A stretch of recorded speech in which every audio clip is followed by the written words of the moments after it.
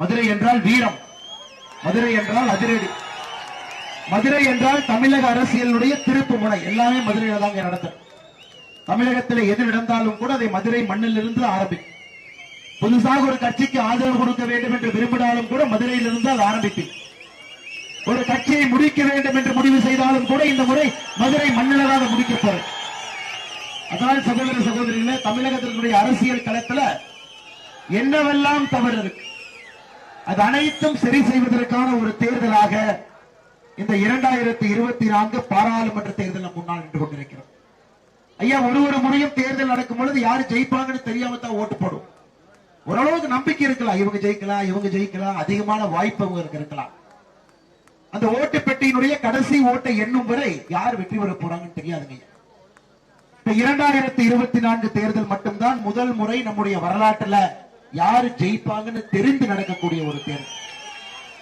வாக்காளர்கள் இந்தியாவில் இருக்கக்கூடிய 142 கோடி மக்கள், தமிழகத்தில் இருக்கக்கூடிய 8 கோடி மக்களுக்கும் சின்ன குழந்தைக்கும் கூட தெரியும் மோடி ஐயா அவர்கள் 2024 மூன்றாவது முறையாக தொடர்ந்து ஆட்சி கட்டளை வந்து அமரப் போகின்றார்கள் என்பது தெரிஞ்ச ஒரு தேர்தல் நடக்குது. தெரிந்து யார் வெற்றி பெறப் போகின்றார்கள் என்று தெரிந்து தேர்தல் நடக்கும். அது அரசியல் மாற்றத்திற்காக அந்த தேர்தலை நாம் பயன்படுத்திக் கொள்ள வேண்டும்.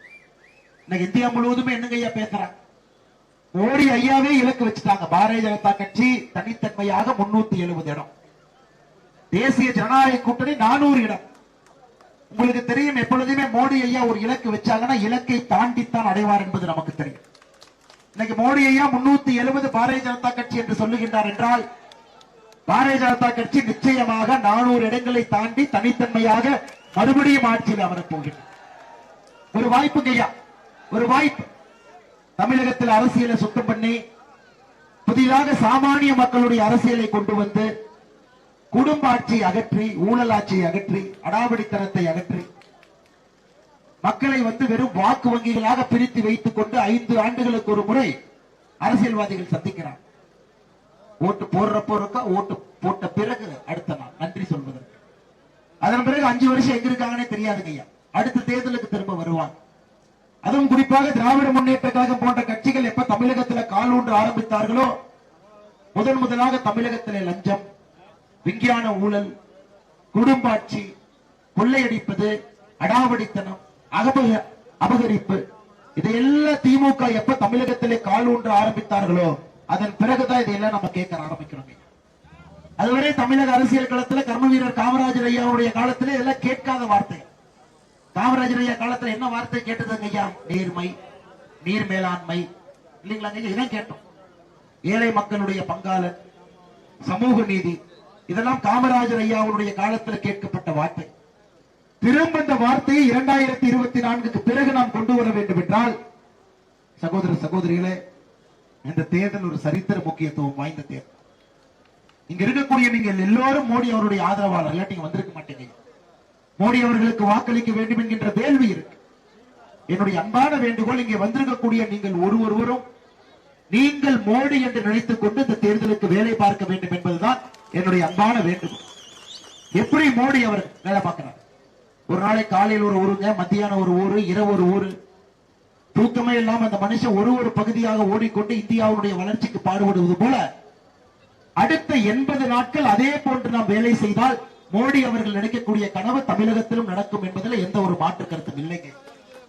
அடுத்த 80 நாட்கள் நாம் எல்லோரும் நம்மை மோடியாக நினைத்துக் கொள்ள வேண்டும்.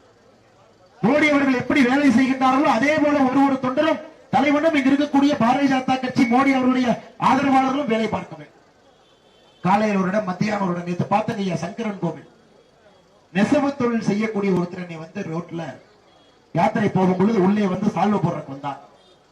ஐயா, நான் நெசவு தொழில் செய்துதான் பிழைக்கின்றேன், எலெக்ஷன் வர்ற வரைக்கும் ஐயா நெசவு தொழிலை விட்டுட்டு முழு நேரமா கட்சி பணி செய்ய போறேன். நான் கேட்டேன், வருமானத்தை விடுங்க ஐயா, 4 வீட்டுல வாங்கி சாப்பிட்டுக்கலாம், அதுல பெரிய விஷயம். தேர்தல் நடக்கும் வரை இந்த கட்சிக்காக முழுவதுமாக நான் உழைக்க போகின்றேன் என்று சங்கரன் கோவில்ல ஒரு நெசவு தொழில் செய்யக்கூடிய ஒரு சகோதரர் இந்த மாதிரி நடந்து போகும்போது என்னை நிறுத்தி சொன்னார்கள். ஏன்னா எல்லா மக்களுக்கும் தெரிகிறது நம்முடைய குழந்தைகள் நல்ல ஒரு சமுதாயத்தில் வாழணும், நன்றாக வாழ வேண்டும், நல்ல ஒரு ஒளிமயமான தமிழகத்தில் வாழணும். வளர்ந்த நாடாக மாறிக்கொண்டிருக்கக்கூடிய இந்தியாவிலே நம்முடைய குழந்தைகள் வாழ வேண்டும் என்றால் 2024 பாராளுமன்ற தேர்தலில் மோடி அவர்களை தவறவிடக் கூடாது என்பதில் எல்லோரும் தெளிவாக இருக்கின்றோம் சகோதர சகோதரி.